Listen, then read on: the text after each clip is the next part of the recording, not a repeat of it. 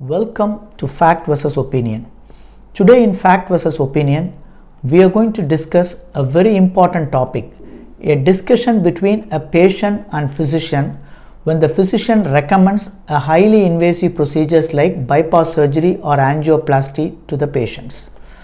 As a patient now, you should understand whether this recommendation is based on the physician's personal experience, which is a kind of opinion, or it is based on guidelines or fact. So to know this, the patient should be very careful to differentiate between fact and opinion. Now, to make sure the recommendation is right, we should ask three very important questions to your physician. Number one, as a physician, he should able to declare you as a stable patient or unstable patient. It's not something very difficult for a patient to understand because it's very simple indeed. Stable patient means you have symptoms of chest pain or shortness of breath on and off, but you are able to do your routine activity. If you are an office goer, you are already going to your office every day, but you experience this chest pain, and this chest pain relieves when rest, or sometimes if you take a sorbitrate, it completely relieves. So this is called stable, that you are able to do the routine activity, but this kind of chest pain or shortness of breath is highly disturbing to your activities. Second is unstable. So in unstable, you may not be visiting the physician in his office. In fact, the physician will be visiting you in the hospital. So unstable patients have severe chest pain. The pain is so severe, it will not relieve by your routine rest or taking a sorbitrate. So these patients are immediately hospitalized. So these two categories are very important to determine whether the bypass and angioplasty could be helpful to you or not. So the first question, the physician should be able to tick whether you are stable or unstable. Now the second is whether you have exhausted all the current medical management and other conservative strategy. So if you are diagnosed with a heart disease, then your physicians will prescribe you certain medication.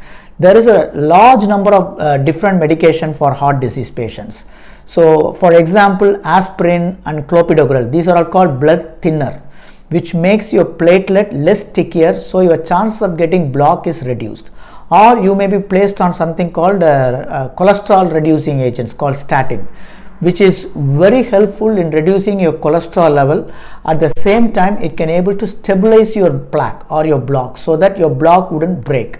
Or he will give you a lot of medication which can able to dilate your blood vessel, can reduce your heart rate, your blood pressure and other risk factors, your cholesterol, your diabetes and your hypertension. All these things are controlled, and also any other alternative conservative treatment, for example non-invasive strategies like EECP treatment.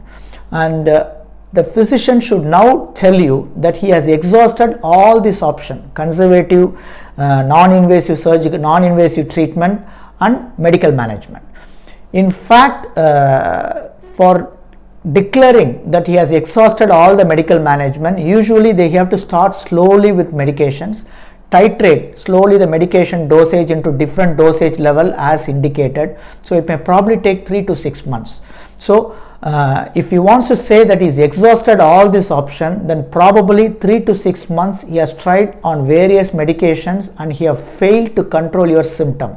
Still your symptom is so bad that would never allow you to do your routine activity.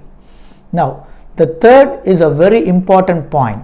Now the cardiologist by the time would have done lot of investigations. Through the investigation, he would have let you know whether you have a single vessel disease or a double vessel disease or triple vessel disease.